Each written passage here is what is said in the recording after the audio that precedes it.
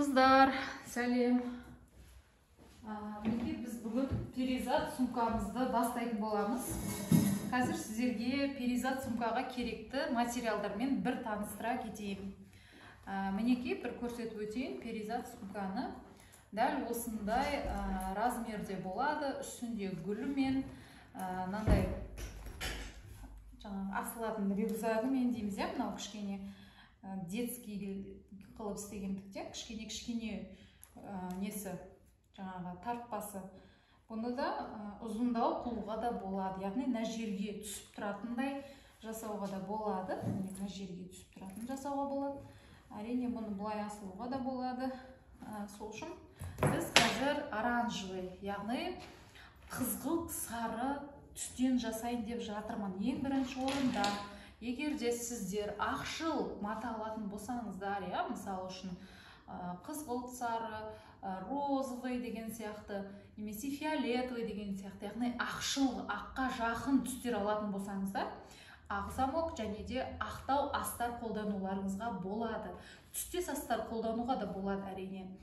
Алайда егер темный, қара, қоңыр, жасыл, көк цветтер қолданатын болсаңыз, онда сіз қара замоктар қолдануыңыз керек және қара астар, яғни темныйлау матадан астар қолдануыңыз керек.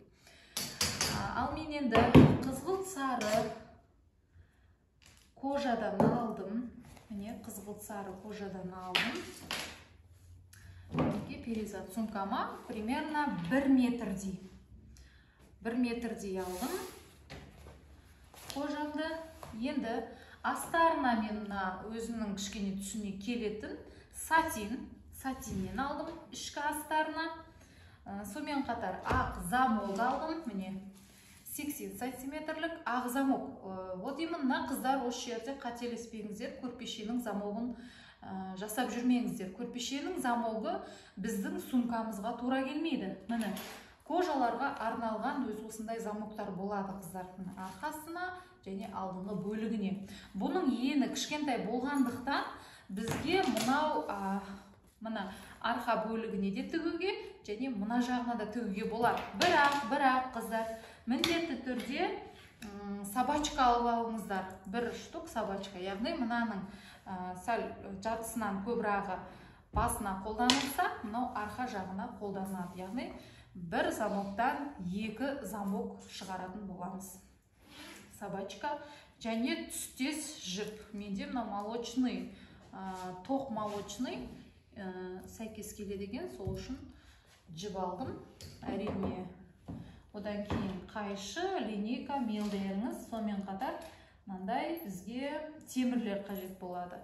Ең бірінші мына жердегі бір-бірін іліп тұратын, яғни асылатын бөлігін бір-біріне қосып тұратын мынандай кусачкалары, сонымен қатар мынаны ұстап тұратын мынандай темірлері. Менде кішкентайын алдым, мынаны жіңішкелеу қылып жасайтын боламыз. Міне мынандай 2 жарты темірі, осыдан 2 және мынандай кусачкаларынан 2 алдым. Все, олай болса сабағымызды бастаймыз. Ең алдымен біз бірінші орында мынаның астыңғы және үстіңгі бөліктерін, размерін сызып, ары қарай одан кейін гүлін жасап алуды көрсетемін. Олай болса кеттік.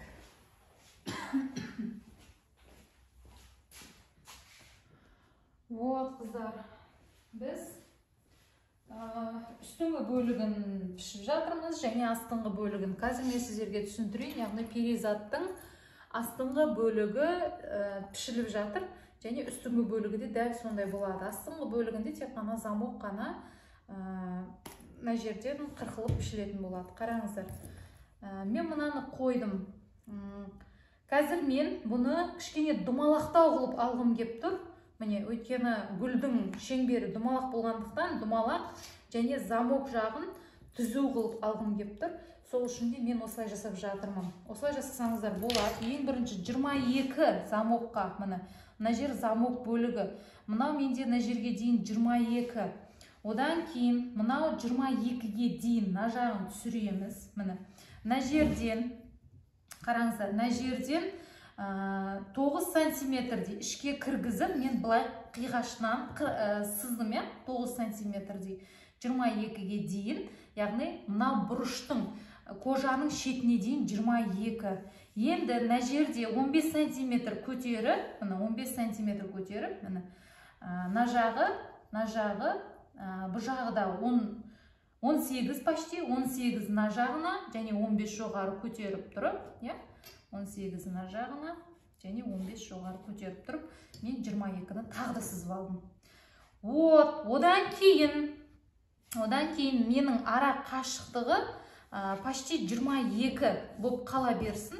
И мен осыны тұмалақ қылып, дәл осындай фигура қылып, бағанағы бұрыштан мына бұрышқа дейін осылай сызып алдым. Қыздар, қараңыздар. Енді осыны мен қырқамын.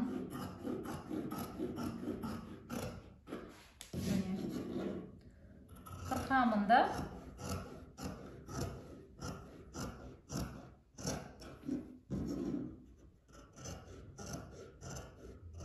біреуін қырқып болғаннан кейін екіншісін бастырып тұрып пішіп ала саламыз.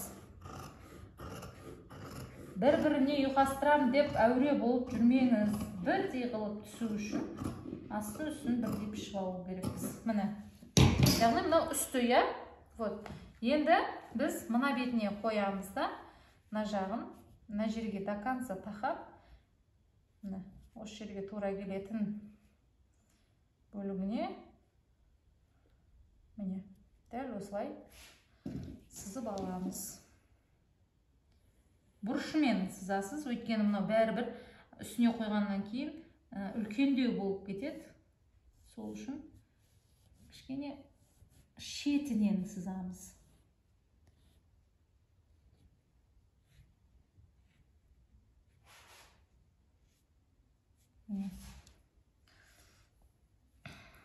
Осыны сызатынан алдын, қараңыздар.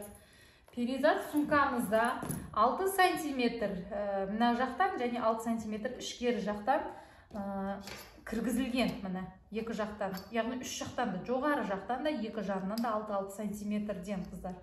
Ана тігіспен, қазір тігіс болғандықтан бұл жерде 5 сантиметр болып тұр. Ал негізінде 6 сантиметр. Біздің замогымыз примерно 16 сантиметр деп алатын болсақ, қараңыздар. Енді дәл осы жерден, бізде мынау, яғни бізде замок бөлігі, мына бөлігі, мына жер замок бөлігі. Мына жағымен шатастырып алмаңыздар, замок. Замок бөлігінен 6 сантиметр пәске түсеміз, міне. 6 сантиметр, 6 сантиметр. Міне. Енді мына жағынан 6 сантиметр ішке кіреміз. 6 сантиметр ішке кіреміз мына жер. Примерно 14 сантиметр. Мына жағынан 6 кіретін болсақ, мына жер мен мына жердің аралығы уже бізде 14 болу керек, бізде 15 жарым болып кетті. Сол үшін кішкене екі жағынан да қысқартамыз да, мына 14-ке дейінгі біздің бөлігімізді сызып аламыз. 15 болса да болады негіз, қыздар. 15 болса 15 бола берсінші. Мына жерде және мына жерде. Яғни бізде замок бөлігі дәл осы жерде болады екен. Енді оны біратала қырқып аламыз. Замокты біратала қырқып аламыз. Бірінші осы линия бойында қырқамыз. Яғни осы линияның бойында қырқып,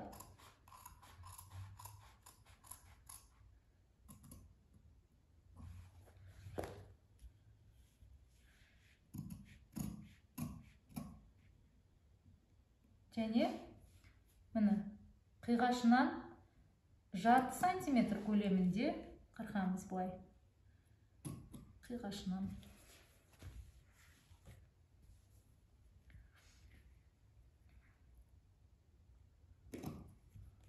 көп емес, жарты сантиметр көлемінде. Все, мынаны екі жақ қарай алып тіккен кезімізде, мынаны қайырып тігеміз, сол кезінде бізде замоктың орны ашылады. Все, замок бөлігіміз дайын.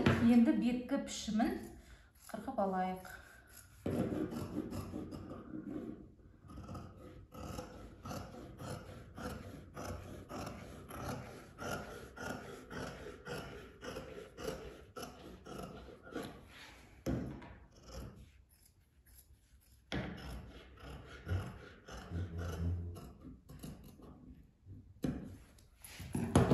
Енді қыздар, міне, ішкі жағында дәл осы форматта пішіп алуымыз керек. Мынаны тікпей жатып, ішкі астарында істеп алуымыз керек. Міне, істеп алдық, менде қараңыздар, кішкене, мынау үлкендеу болып тұр. Қазір бұны мен туралаймын. Міне, осы жағын өзі қазір сізге кәдімгідей кедергісін тигізеді, жарты сантиметрін өзі. Сол үшін бірдей қылып аламыз. Міне. Енді қыздар, біз астарында дәл осы форматта астын үстін пішіп аламыз. Астын үстін пішіп аламыз. Менде мынау как раз екі қабат бөлігін қоямын да. Менде мына жағы көк екен, сол үшін мынаны екі бүктей салайын. Все, мынаны екі бүктеймін.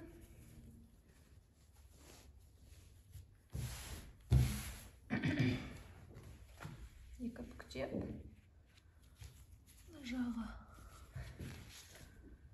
сәл ішке қайырайын. Қайырылған жағын қоймасам. Вот.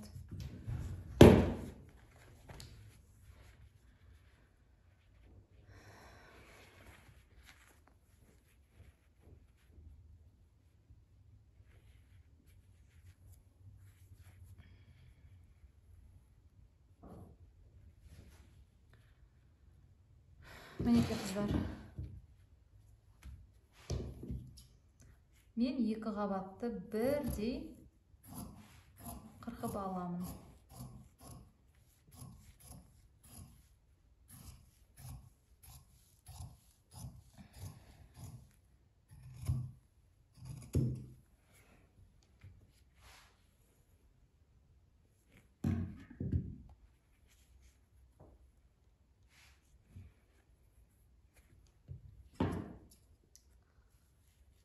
Бір қабатқа қырқылып отыр екен.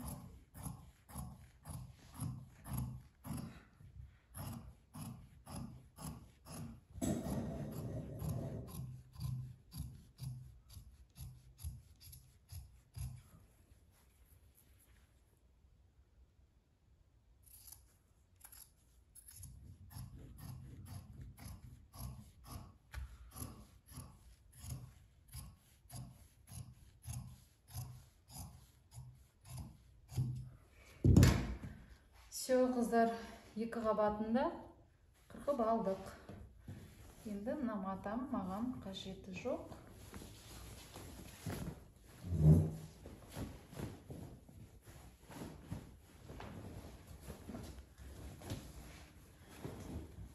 Енді қыздар, біз қазір розаларымыздың жапырақтарын қырқып алуымыз қажет. Екеуінде қырқып пішіп алдық. Бұны мына жаққа алып тұрамыз. Енді бізде розаның жапырағын шығару үшін бізде 5-6 түрлі размер керек, қыздар. 6 түрлі размер керек. Бірінші біздің қырқатынымыз 8 сантиметр. Міне 8 сантиметр.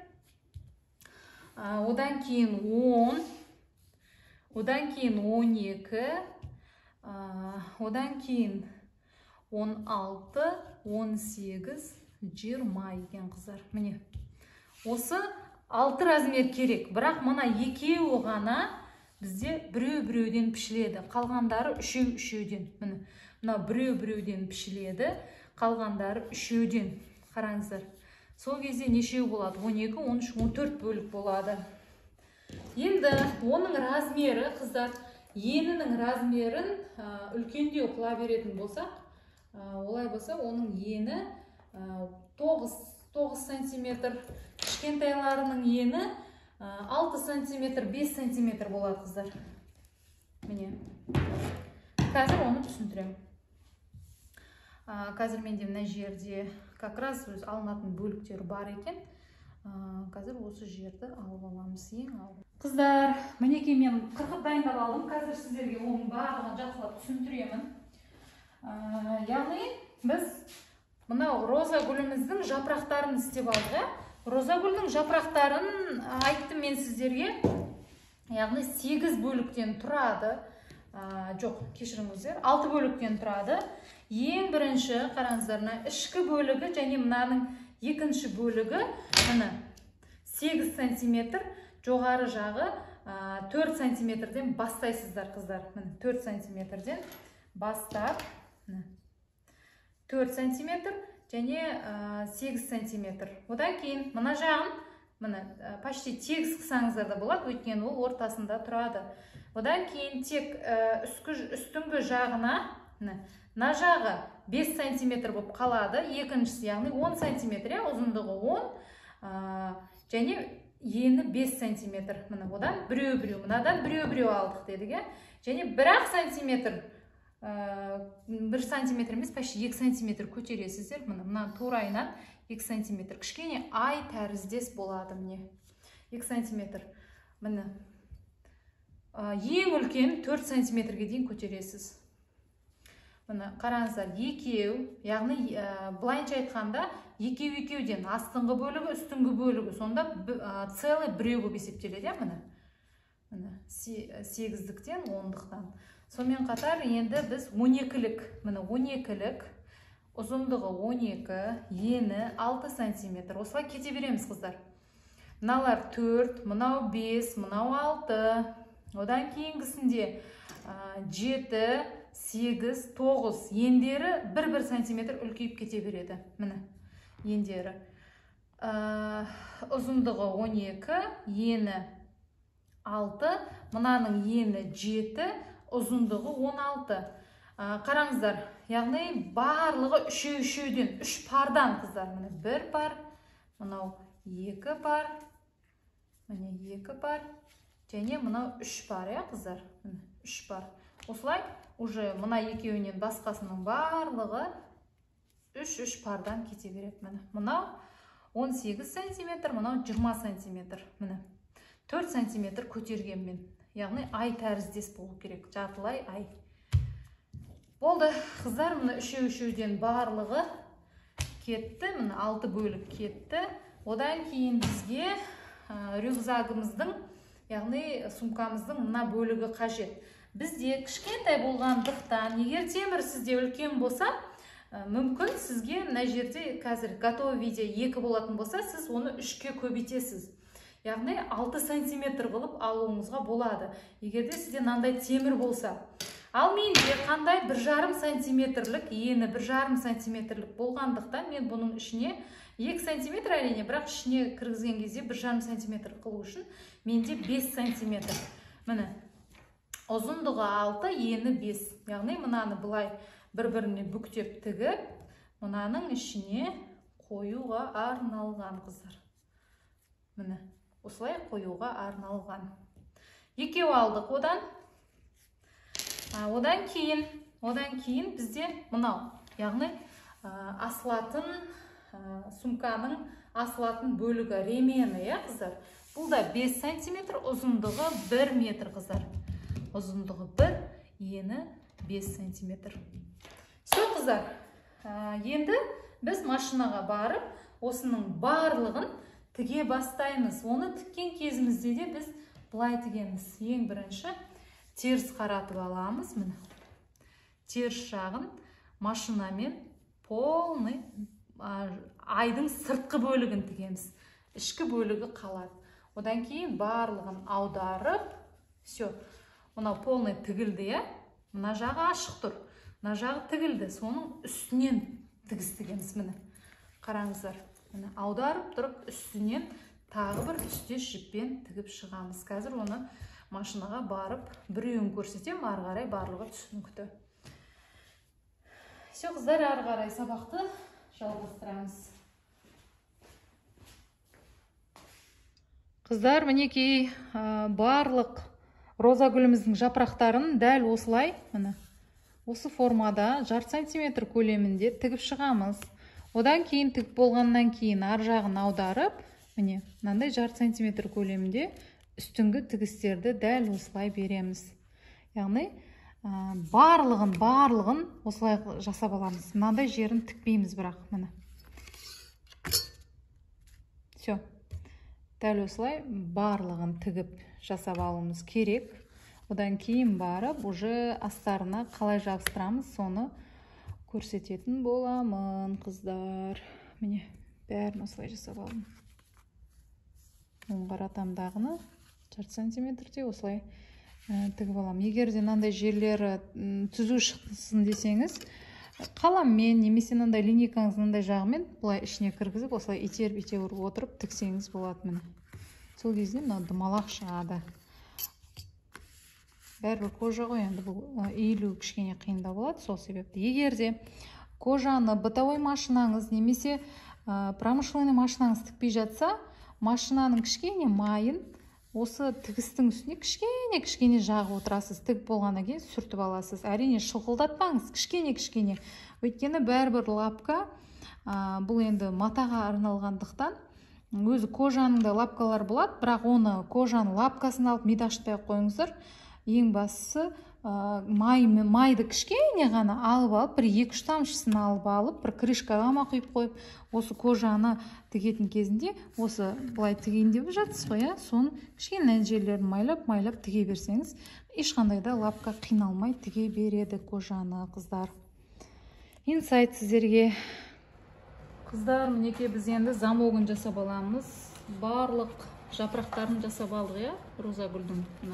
Сыртқы жағын обработка жасап, мына жағын тікпейміз. Барлығын осылай жасап алғаннан кейін артқы бөлігінің замок жағын.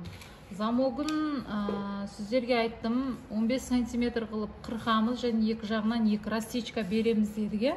Солай беріп алғаннан кейін былай көктеп аламыз. Міне, осылай көктеп аламыз да, и осыны енді біз турайынан тігіс түсіреміз қазір.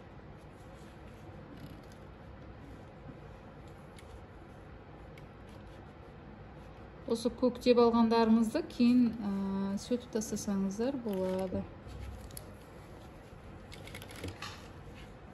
Вот міне.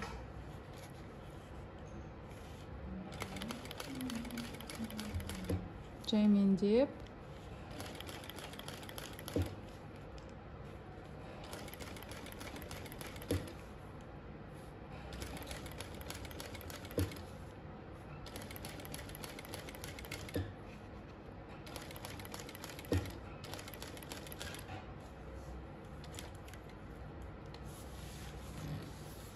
Міне, енді замогын ашып аламыз.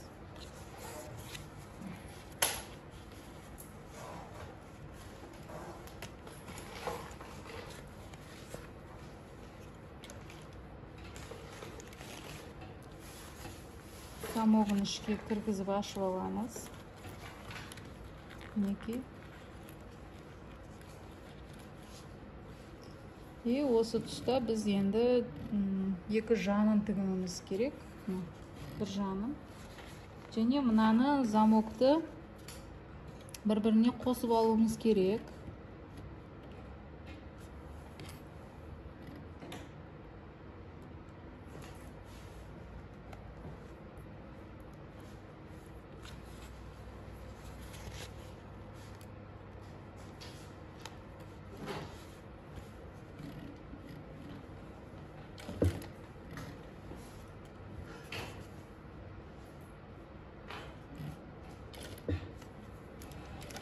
И осы жерде бір қайтара тігіс беруіміз қажет.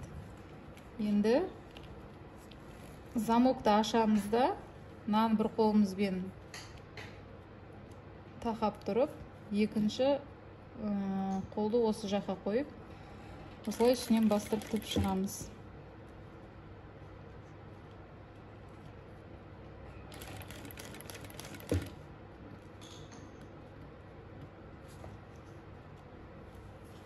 Енді замокты өткізіп алайық.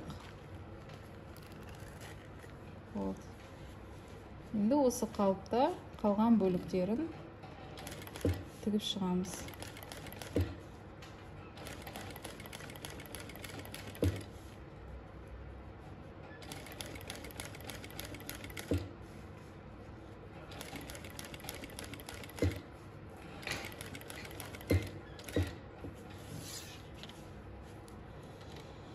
Енді мына жағын да бір қайтара тігіп жібереміз.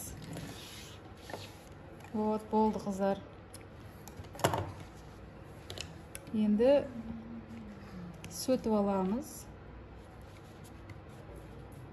Бізге қайыруға көмектескен шоқтарымызды сөтіп тастаймыз.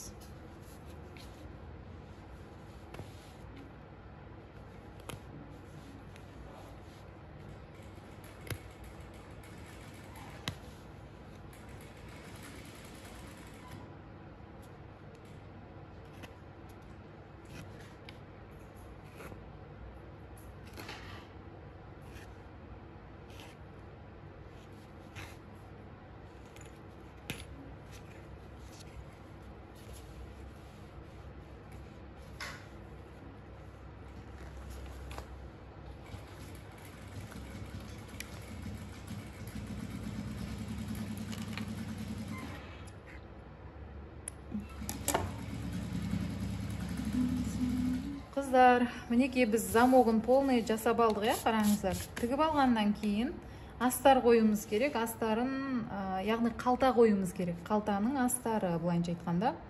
Енді осыны біз жасап алу үшін, міне, осы күйде түсу керек мынау. Қараңыздар. Мынаның размері, мына ұзындығы мынадан сәл 1 сантиметр, 2 сантиметр үлкендеу болды, 17 болды. Мына жағы да 17 болыпты міне. 17-де 17 қылып, мынаның қиылысымен бірдей қылып қырқып аламыз. Қараңыздар, мынаның узоры сәл не болып кеткен, қиғаштау болып кеткен. Осылай жасап алғаннан кейін, міне, астары көрініп тұру керек, міне. Көрініп тұру керек. Ашқан кезімізде, мынау астар оң жақ болып тұру керек. Сол үшін біз мынаның оң жағын қоямыз. Дәл осылай жасаймыз да, мына жерге тігіп аламыз, міне. Қазір мен сіздерге тігіп көрсетемін.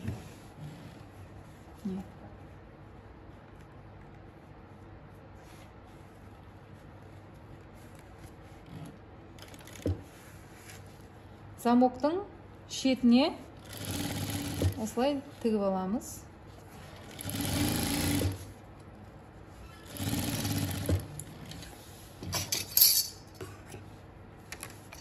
Міне.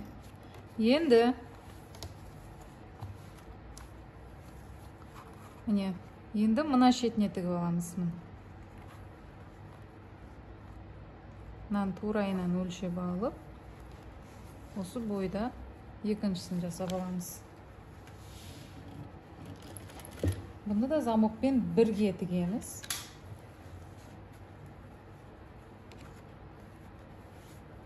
Мына жерде сапачкасы кішкене мешать беріп жатыр. Сырып қояйық.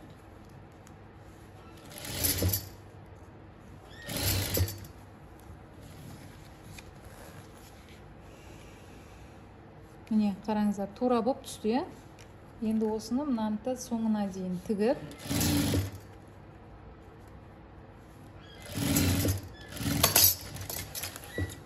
міне, замогымыздың бөлігі пайда болды. Қараңыздар. Енді осыны мынау артық болып кетті. Бұны қырқып тастаймыз, ештеңе етпейді. Енді осы күйде тігіп алуымыз қажет. Мына жерден мына жақ қарай, мына бұрыштан мына жаққа қарай тігіп аламыз. Ол үшін біз мынаны тігіп жүрсек те болады негізі.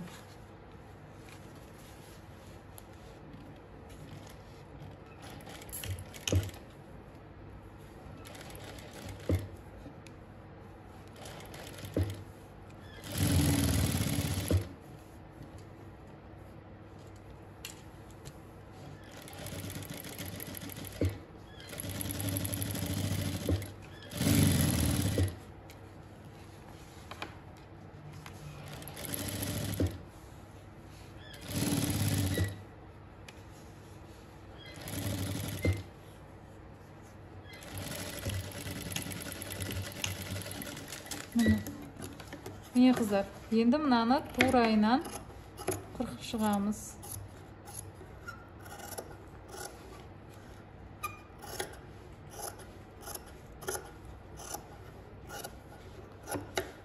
Және мына жерді қырқып тастаймыз.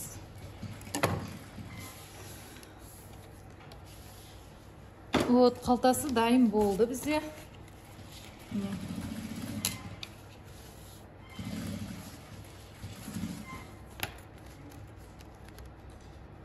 Мінекей, қалтасы бізде дайын болды. Енді біз екінші бөлігін тігеміз.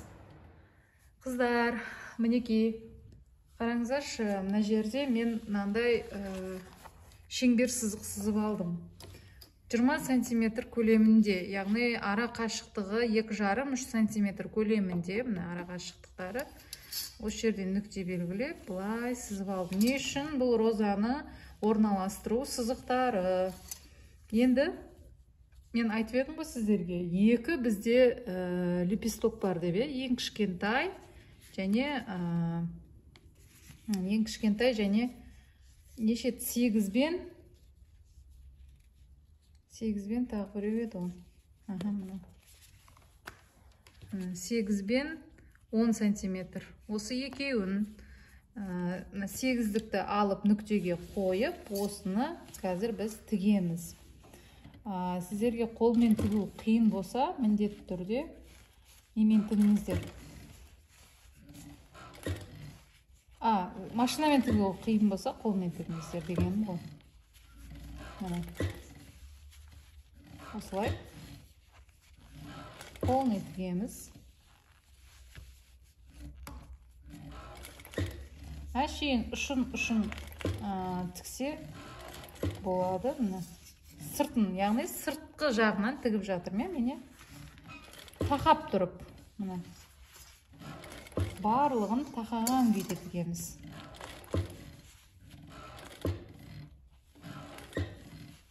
Ешқандай не қалдырмаймыз, орын қалдырмаймыз, былайша айтқанда.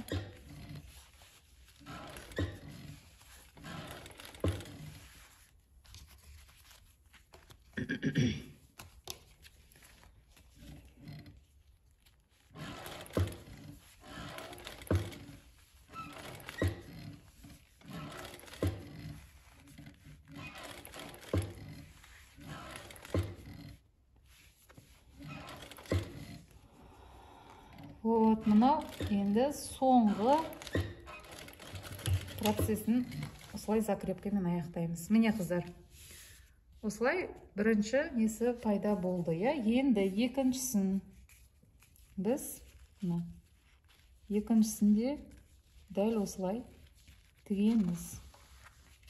Екіншісін мына жерден бастап, енді бұда қатты тақамаймыз. Кішкене алыстау, беймарал. Қатты тақаудың қажеті жоқ. Где-то 1 сантиметр көлемінде осылай тіге береміз.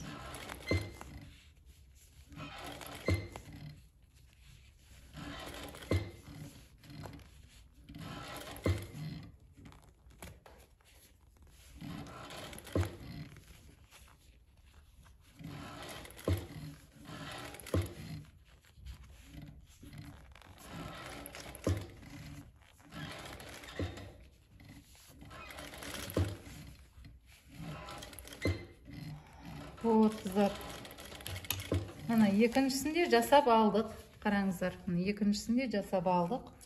Яғни бізде екі бөлім еді, біреу-біреуден. Осыларды жасап алғаннан кейін уже енді одан кейінгі уже 12 сантиметр бөлігімізге өтеміз. 12 сантиметрді мына қараңыздар, мынаға былай орналастыру үшін мына жерден бастаймыз. Жапырақтарға қараңыздар, барлығы бір жаққа жиналып қалмасын. Соған мән беріңіздер.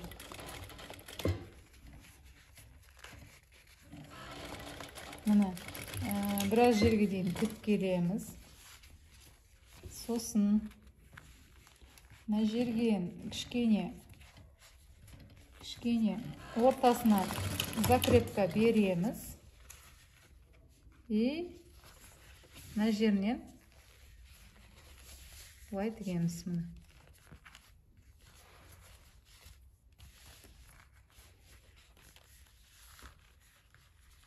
бұлар көрініп қалмау үшін қазір мен сәл асығыстық тігіп жеріппін. Мына жерді жауамыз, өйткені қазір менде мына жері ашылып қалды ғой. Бұл жерлері ашылып қалмау керек та, ішіндегі тігісі көрініп қалмау керек қыздар. Қазір мынаны сәл тартып тұрып тігіп жерейін қайтадан. Вот.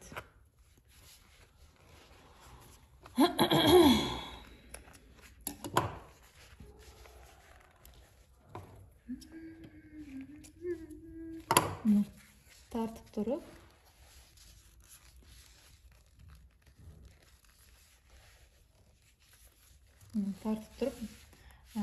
арқа жағынан бұны полный тікпейміз уже, үшіншісін сыртқа қайырдық. Мына жерінен кішкене закрепка береміз, тура тігіспен. Міне ашейін, кішкентай ғана қыздар, кішкентай ғана, 1, 2, все, ілініп тұрса болды. И мынаны енді сыртқы тігіспен емес, ішкі тігіспен берсек болады.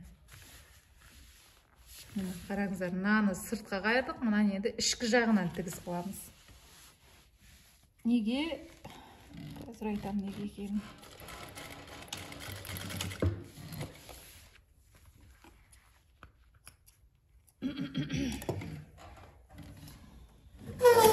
Ой, лепестоктарым түсіп кеттіңдер ма? Ой, Алла.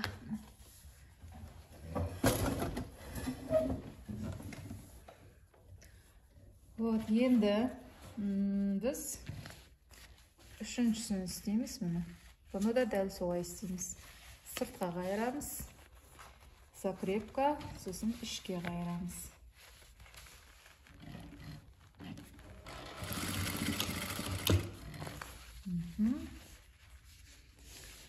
Закрепка береміз мына жерге.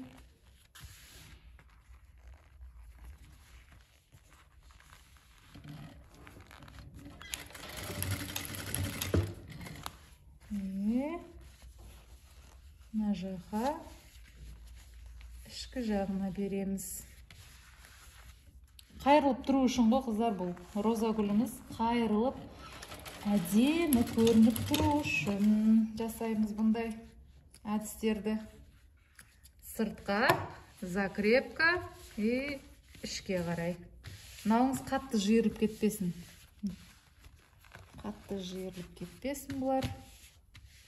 Вот, енді уже үшіншісін істейміз. Менің бір лепестогым мына жаққа қашып кетіпті. Қазір ұстап алдым бұны. Вот, ендігі мәселе үшіншісінде. Міне, қараңыздар, мына жерге жасаймыз.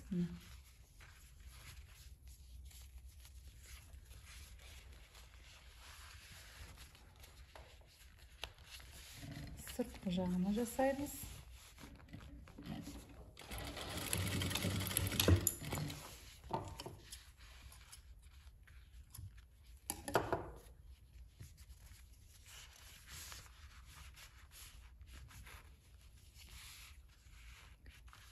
мына жерге жасаймыз.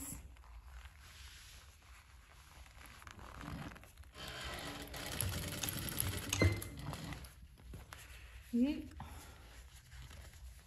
мына жаққа жасаймыз. Вот. Тақап жасаймыз, қыздар. Арасын қатты не қылмаңыздар, ашпаңыздар. Бірақ қатты жақындатудың да қажеті жоқ. Вот. Міне, бірінші біздің неміз бітті, яғни 12 сантиметрлігіміз бітті. Енді мынау примерно қанша 16 сантиметрлік болу керек. Мынау 16 размерлерін ұмытып тұрмын қазір. Міне, қыздар. Мынандай қиылыстарына жасаймыз міне. Енді уже бізде мынауымыз жайқалу керек. Қараңыздар. Мынауымыз уже бара-бара түсу керек. Сол үшін енді біз біріншісін сыртқа шығарамыз. Қазір тақап тұрып сыртқа шығарамыз. Ұшынан ғана.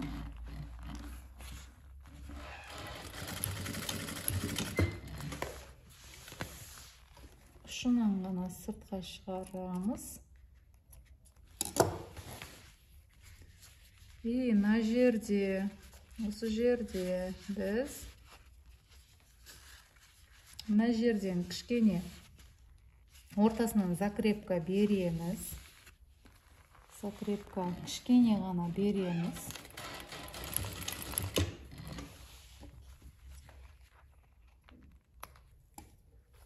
Уже бұл екінші размері, қыздар. Енді мына жағынан не сыртынан береміз. Яғни мына жерден бердім. Мына жерден кішкене закрепка бердім. И мына жағын біріншісінде былай қайырдық қой. Енді соны былай қайырамыз. Өйткені бізде мыналар түсу керек, қыздар. Түсу керек бара-бара.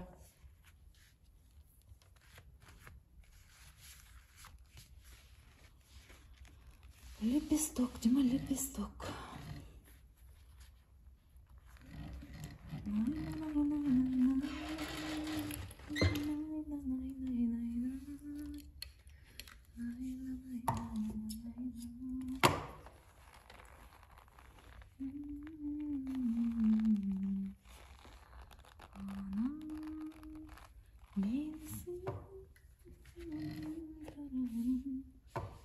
Что-то болып кетті, мынау не болып кетті.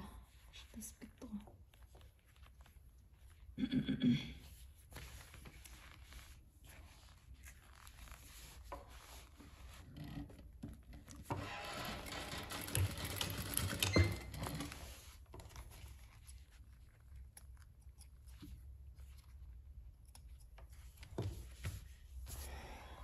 Вот, осылай.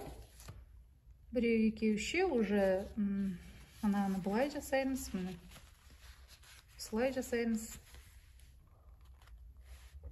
Осылай кете береміз.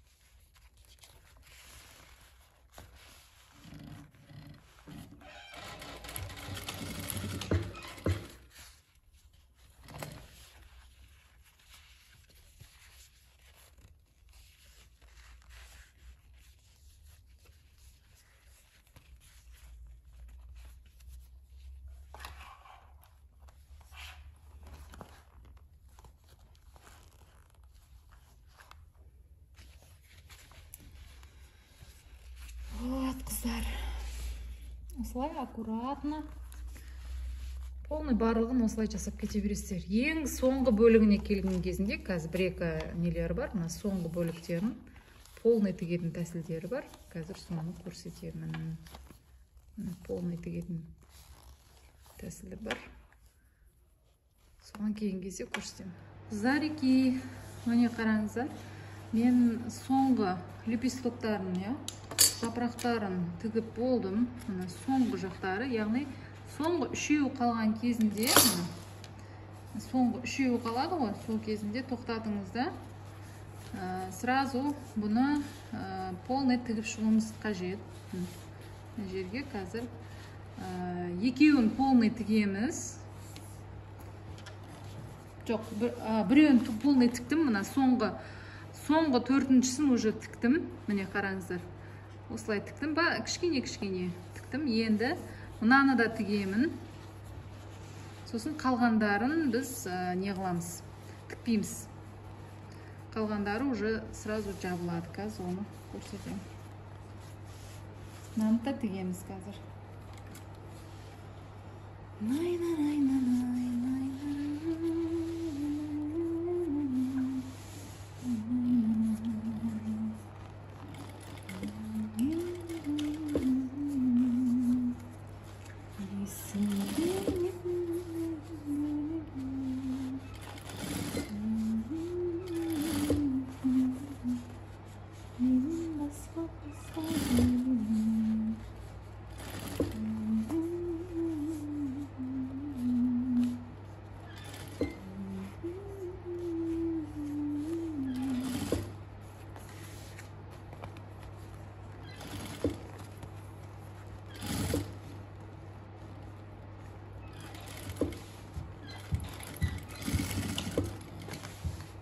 Вот, міне. Енді мына жақта бізде екеу қалды. Болды, екеуін енді біз былай істейміз. Біріншісін мына жаққа, яғни дәл алдын жасағандай біріншісін кіргіземіз да, екіншісін уже ортасынан кішкене не қыламыз да, екеуін де уже арқаға қарай қайырамыз. Неге? Өйткені қазір бізде қайырылып тұру қажет. Міне осы жерлерге тігеміз. Осы жерлерден тігеміз. Мына жерге тігеміз. Екеуін де сыртқа қарай тігеміз. Қазір көрсетемін.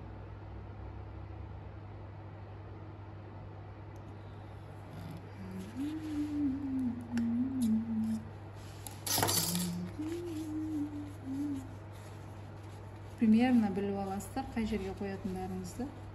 Міне, кішкене мына жерлерге қойсақ, нормально болатын сияқты.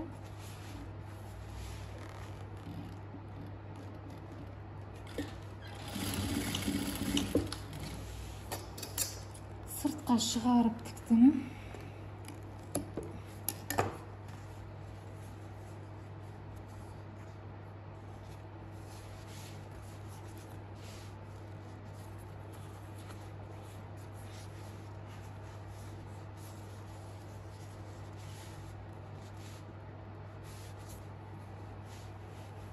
Кішкене ортасынан закрепка бердім.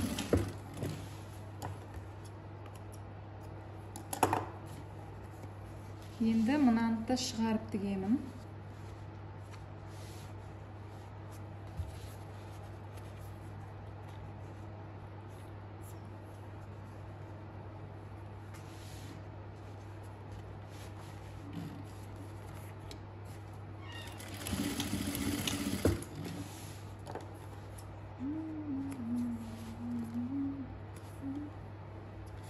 Қараңыздар, мына жерде дәл осылай жасадым. Соңғы екеуін солай жасаймыз. Мына жерін кішкене қырқып тастаймыз, көрініп қалады. Ішке қарап қырқсақ, ақ көжалар көрінбей қалады. Все, мынау енді соңғысы. Соңғысында дәл осылай сыртқа қаратып шығарып, осылай жасаймыз. Міне.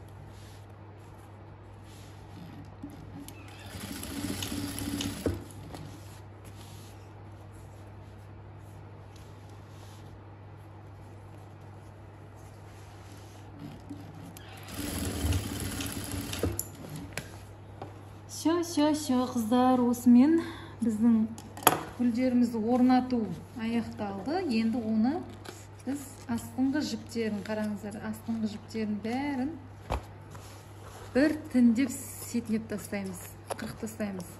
Бұл ажырамайды, барлығы закрепкамен жасалған, қыздар.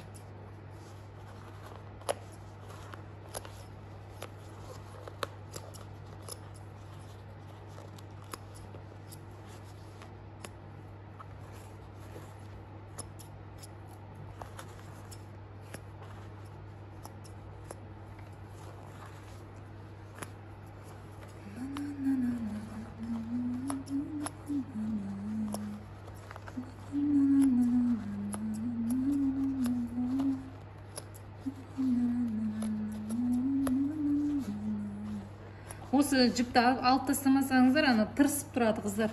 Мына жіп тартып тұрады да бәрібір. Сөйтіп тырысып қалады. Сол себепті жібін міндет түрде алып тастаңыз. Астарында қалып кетеді деп тастап кете салмаңыз. Енді, қыздар, міне былай қайырамыз. Міне былай қайырамыз. Былай қайырамыз. Все. Осылай қайырып қоямыз.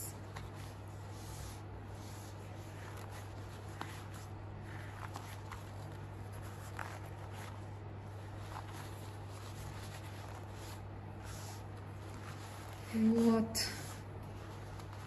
Слай қайырдық. Вот, қыздар, көрдіңіздер ма? Міне қандай әдемі роза гүл шықты. Міне қараңыздар. Тіпті ішіндегі тігістері де біліне қоймайды, қараңыздар. Енді, қыздар, ендігі мәселеміз біздің астарын тігу, қыздар. Астарын тігіп алу үшін мен сіздерге көрсеткен бойынша астар пішіп алған едіге.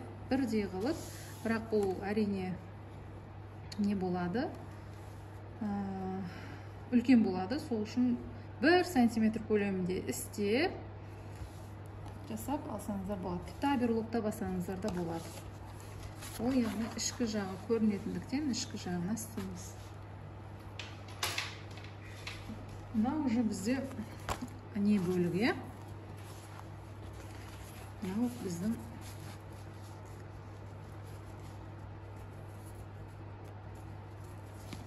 міне. Қазір бізде мынандай болады. Мына жерде кішкене не болады? Шығып тұратын бөлігін не дейтін еді? Ұмытып қалдым. Оны бағана 5-те 6 қылып істеп алған едік қой, ә? Осыны екеуін істеп аламыз бірінші, и центрлерін белгілеп аламыз. Мына жерге примерно замогымыз сиятын қалу керек. Замогымыз мына жерге бір 3 сантиметр қалып жіберетін болсақ, міне осы жерлерде бізде примерно үлкен болып кеткен мына замогым. Примерно не қалу керек? Қазір айтам, мына жерге дейін қалу керек. Қазір соны өлшеп алайын. Замогымыз 20 сантиметр қалдыратын болсақ, вот мына жерге дейін болады екен. Бізге қазір мына ілгіш ұстап істеп алу үшін мына жерге примерно бір 2 сантиметрдей қажет болады. 2 сантиметрдей. 2 сантиметр қалдырсақ, уже міне қарай 20 сантиметр белгілейміз. Вот мінерден екен. Енді мына жерге тағы да 2 сантиметр. Мынау біздің неміз түсетін бөлік. Ілгішімізге түсетін бөлік мұны. Ілгішімізді біз бұлай істейміз мұны. Осылай істеп, қазір мынаны тігіп шығамыз. Екеуінде жасап алайық ең алдымен. Міне, үстіне қоямыз да, осылай 3 қайырамыз да. Мынау бүктеген жеріңіз үстіне көрінбеу керек. Бүктеген кезіңізде үстіңгі жағына қатты көрінбеу керек. Осылай істеуіміз керек. Әрине бұл қайырылып кетеді, бәрібір де аккуратно тіккен дұрыс та. Қазір бұл ішкері жағына кетіп қалады. Мына қара жағы астына кетіп қалады. Екі жағында тігіп шығамыз.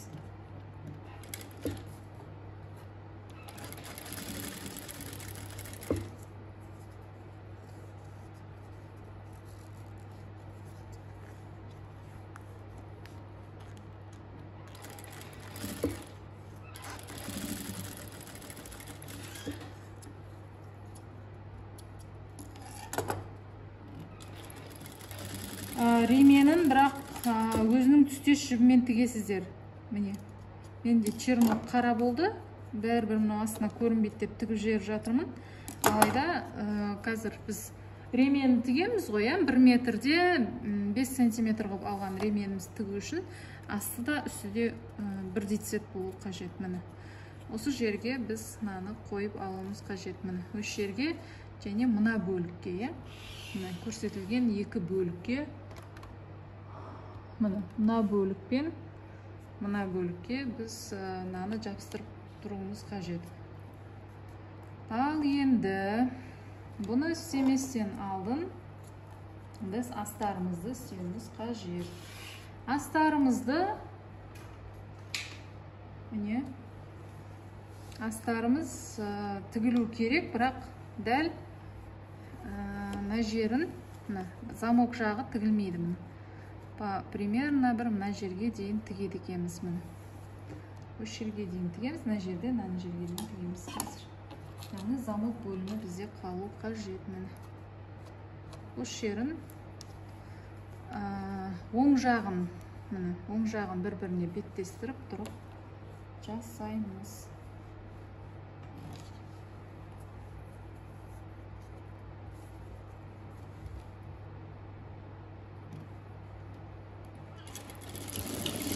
Осыны оверлоктап, шетін зигзагтап жіберсеңіздер де болады, қыздар. Яғни қалтасы сетінеп кетпеу үшін, надежный болу үшін.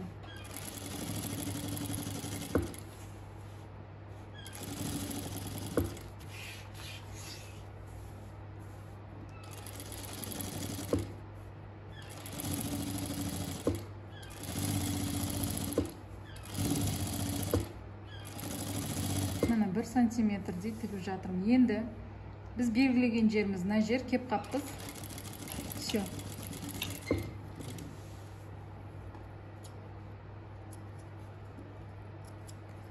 Міне, астарын да тігіп алдық.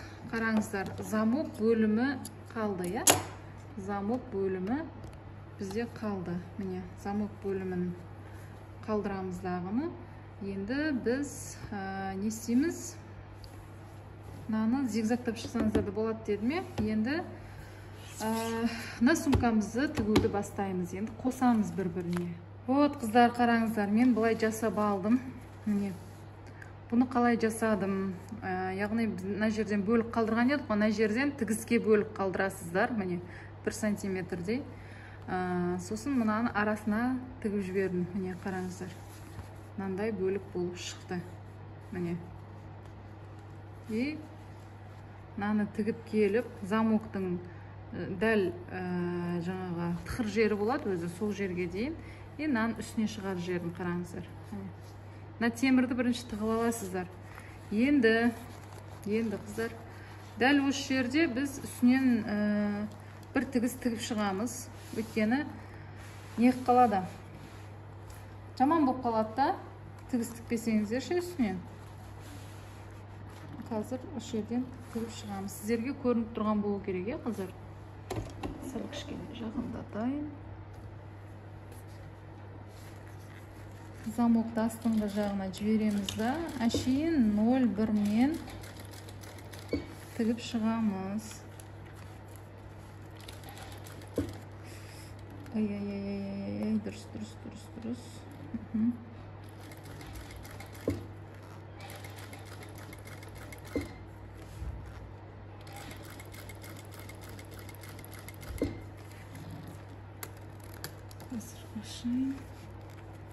Міне мұнан тартып тұрып тігемін. Өйткені замоктың кожаларда көрпешелерден көрі сәл көптеу қып тіккен дұрыс, ана несінше. Себебі кожалардың замоктарында не собачкасы үлкен болады да. Сол себепті егерде сіздер оны үлкен қылып тікпесеңіздер, сәл үлкендеу қылып тікпесеңіздер, собачкасы өтпей қалады, қыздар. Вот. Мінекей. Міне, әдемілеп обработка жасап алдық, қыздар. Обработка жасап алдық. Енді екінші жағында Дәл осылай істейміз. Екінші жағын әлі қоспай жатып, қыздар. Қоспай жатып жасаймыз. Қоссаңыздар, уже сразу не қалады. Тіге алмай қаласыздар, міне. Енді екінші жағында дәл осылай қойып, енді екінші жағы қатты қиын болмайды, өйткені мыналардың барлығы біткен бізде. Енді осыны дәл белгілеп алған жерімізден мына жағы 3 сантиметр, мына жағы 20, мына жағы 2 сантиметр белгіледік. Осы аралыққа қараңыздар, міне осы жерге дәл осылай түсіріп обработка жасап аламыз. Потом көрсетемін. Вот, қыздар, жасап алдық. Не қараңыздар. Бізде мындай болды. Әлі қоспай жатып, обработка жасадық. Енді мына жерін қараңыздар. Осы жер кішкене сетіне апарады. Ештеңе етпейді. Қазір біз астарын тігіп алған кейін, қайтадан мына жерге замогын әкелеміз да, осы жерден ары қарай уже қайтадан жалғастырамыз. Көрсетемін. Енді осы жерде біз астарын жасап алдық, қыздар, қалай еді? Бұлай. Енді осы жерде біз мынаны дәл осы күйде тігеміз, қараңыздар. Мынаны бұлай тігеміз. Мынаның несіне қосып тігіп шығамыз ғой, қыздар. Осыған қосып, арғысында дәл осылай қосып тігеміз. Замок бөлігімізге қалдырған едік қой. Сол кішкене артық болады, ештеңе етпейді. Кішкене осылған полный қылып, мына жерге дейін бір жағын, яғни мына жағын теріс қарат, мына жағын теріс қарат тігеміз. Вот, мінекей, қыздар, қараңыздар. Мына жерде біз бұлай обработка жасап алдық, міне. Мына замок кішкене шығып баратыр, ештеңе етпейді. Егер неғса, көктеп қойсаңыздар да болады. Қазір мен оны жасап алам өзім. Міне. Енді дәл осылай бір-біріне қоспай жатып, мына астарларын улап алуымыз қажет. Бізде мынандай астарды теріс қарап тігіп едік, шығуынға қарап, несі теріс қарап. Енді осыны дұрыстап бірінші қойып аламыз. Міне. Дұрыс тұр. Енді осыған беткі бөлігін замоктың мына жағына тігеміз. Астыңғы бөлігі мына жағын тігеміз, міне. Жоқ, дұрыс емес, наоборот қылып тігеміз. Ішке көріну үшін. Міне. Осыны қазір мына жерге дейін тігіп аламыз.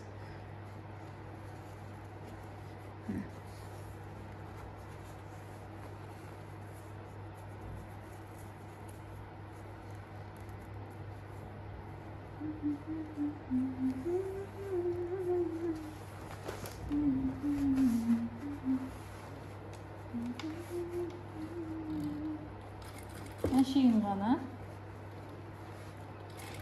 замогына үдіріп шығамыз.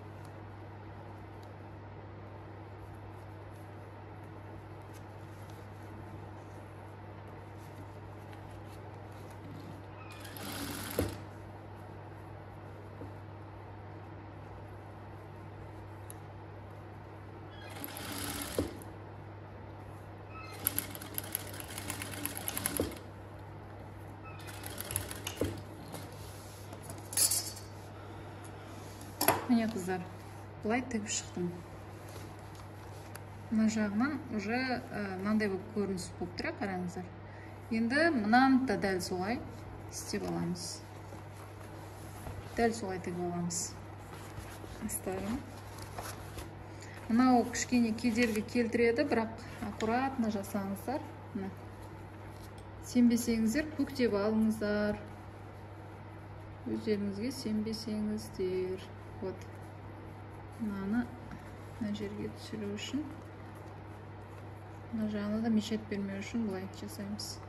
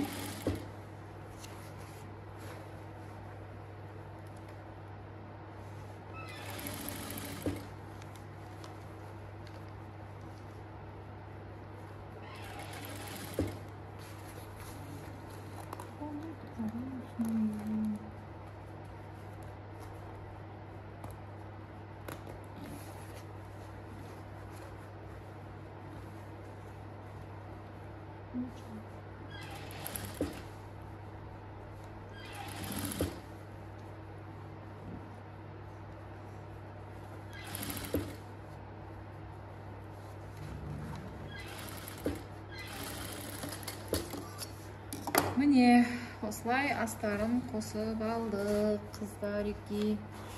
Ой, мынау тігіліп кетіпті ғой менде.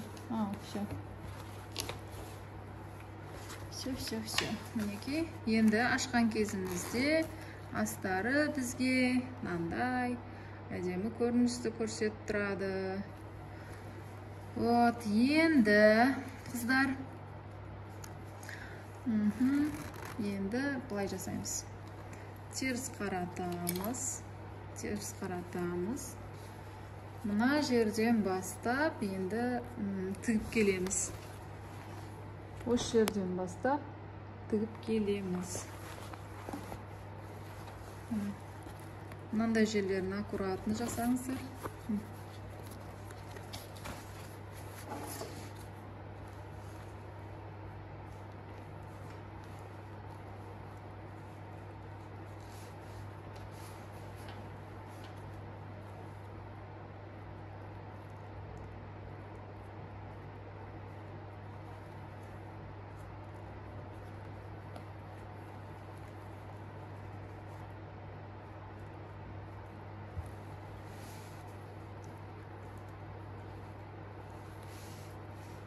Бізден мына жерде кішкене мынаның үсті қосылмаған, сол үшін қосып жіберейік бірінші орында.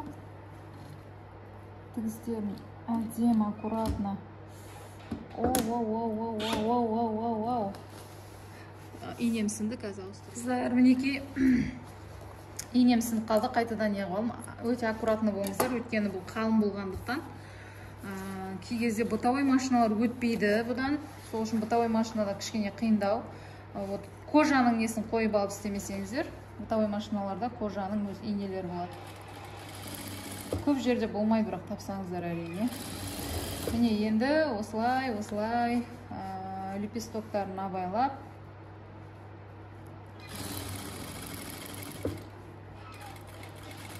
осы күйде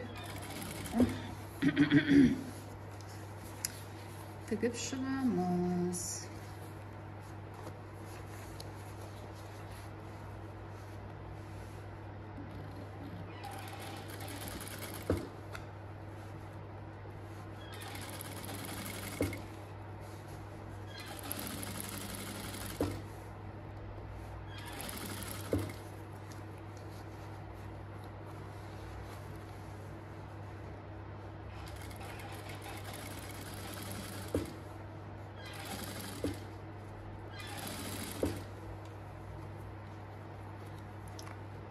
Вот, енді осы жеріне келгенде, міне, бір 10 сантиметр қалған кезінде тоқтатамыз.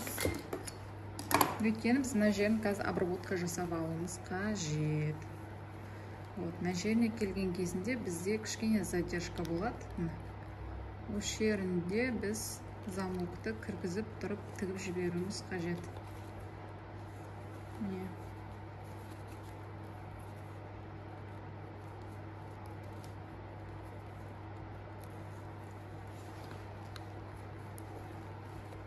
Кішкене қиындау болайын деп тұр. Осы жерін мен қазір ине жіппен тігіп алам.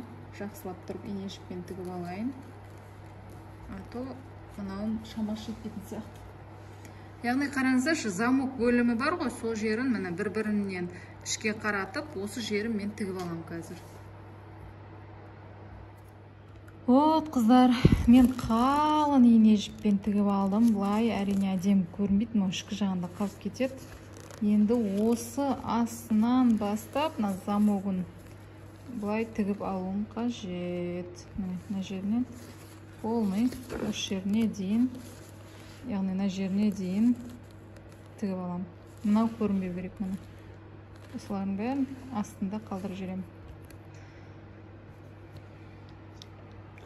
Жерге қойсам, дұрыс көрінбей жатыр маған. Вот, қараңыздар. Әрине түсініп жатсыздар деп ойлаймын. Бағанағы бастаған жерімізден бастап аккуратненько алып келеміз. Біздің астар бөлігімізге кішкене қалдырған едік, білесіздер, астар жағынан оң қаратып аламыз қазір. Вот, міне енді жаңағы замогымызға дейін тігісті алып келеміз. Үш жерді туралап алайық.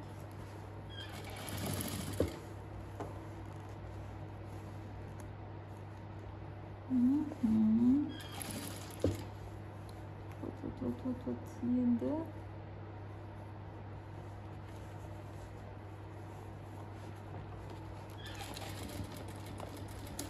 өте аккуратно қоямыз осы жерде. Вот.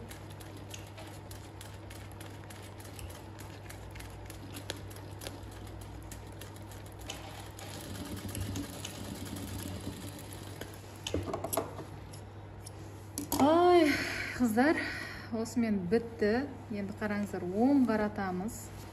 Бұны оң қарату үшін мына замокты стакансыз сырып, қазір мынаны абайлаңыздар, замогы қайтадан сетінеп кетпесін. Лепестоктарын шығарып аламыз. Бұл енді қалың лепестогы неғып тұрғандықтан бізге кішкене қиындатуы мүмкін.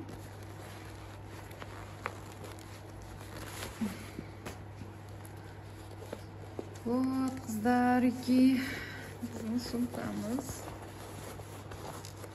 дайын болды.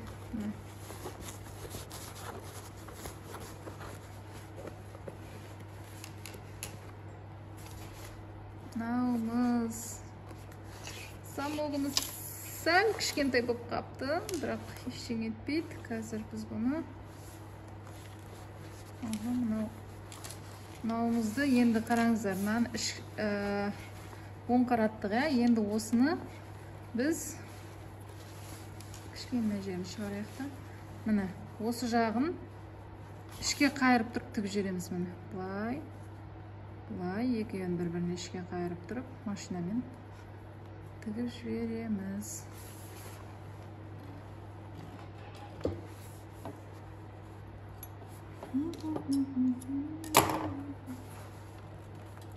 Қолмен тігіп жіберсеңіздер де болады. Главный тігіп жіберу керек. Ең бастысы тігілусіз қалып кетпесін.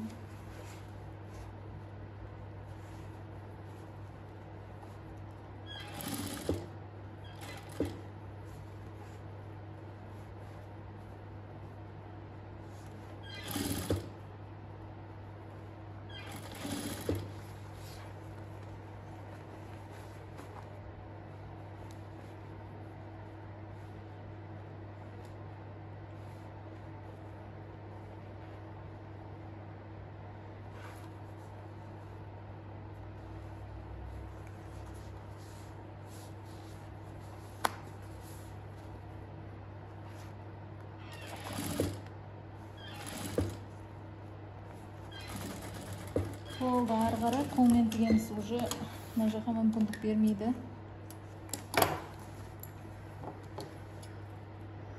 Міне, мынандай шоқпен тігіп шықтық.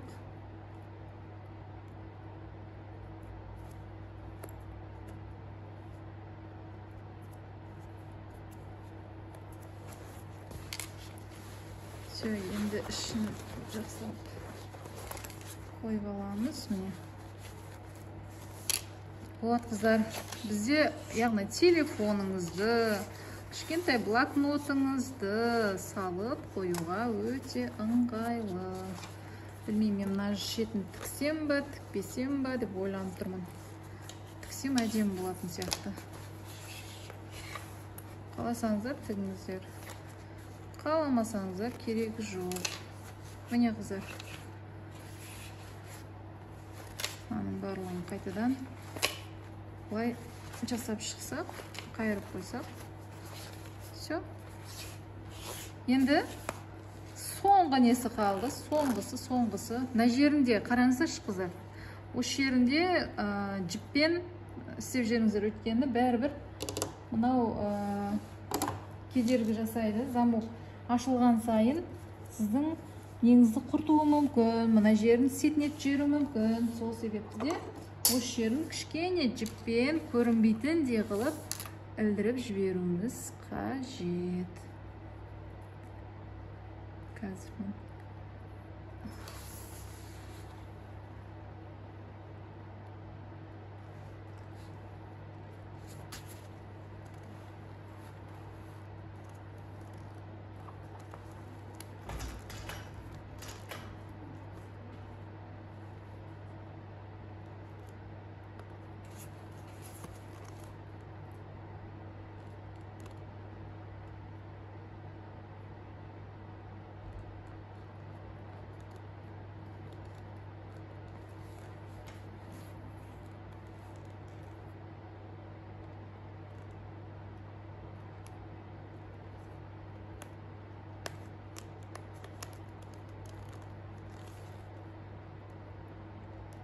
Мен жасап алдым, қараңыздар. Мынандай жасап алдым. Енді қыздар ремень жасаймыз. 1 метрде 5 сантиметр. Дәл мынаны қалай тіктік, дәл солай тігеміз. Бірақ бұда қара жіп тіктім астына, бұда көрініп қалатындықтан өзінің түстес жібінен тігеміз. Солай жасап, мынаған орнатамыз мыналарымызға. Үш жеріне кіріп тұру қажет мұны. Үш жерінде асып кетпеуі қажет. Все, қазір көрсетем. Біткеннен кейін көрсетем. Вот, мінеки, қараңыздар қыздар. Мына. Бізде осындай пайда болды, қараңыздар. Мына астыңғы жағына, мынау кішкене шатасып кетті, қазір істетін етем. Мына. Все, осылай не ілетін болады да. Ілетін жасаймыз да. И мына жағын да дәл солай ілетін жасаймын. Оң жағын қойып алайын. Міне қыздар, сумкамыз осымен бітті. Өте әдемі сумка болды. Мен бәрін қайтадан лепестоктарын қайырып шығамыз.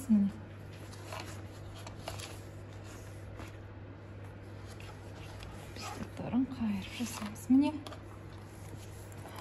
осымен перизат сумкамыз бітті, қыздар, сәттілік. Осы бойынша жасаңыздар. Кішкене қиындау, бірақ өте әдемі сумка. Матамен тіксеңіздер өше күшті. Матамен жасасаңыздар да болады, оңай болады.